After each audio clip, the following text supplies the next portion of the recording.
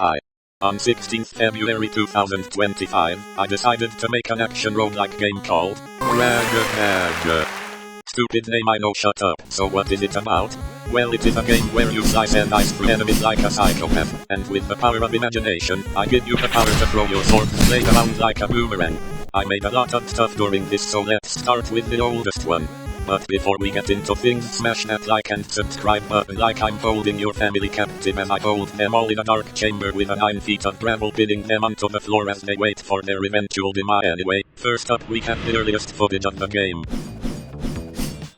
As you see, it's quite bare bones at the moment, but later down the line I managed to polish some stuff as time goes on. Oh, and originally the player was able to control the blade like a remote-controlled car you used to play as a stupid kid.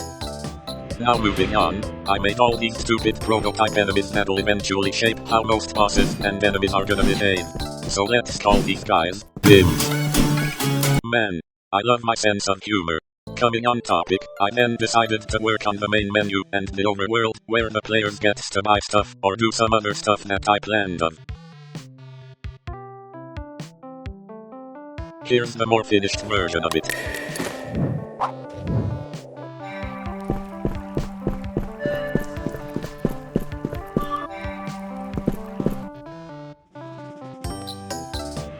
Coming back onto gameplay, I somewhat improved the enemy AI a little bit to make it more complex, or so that's what I thought.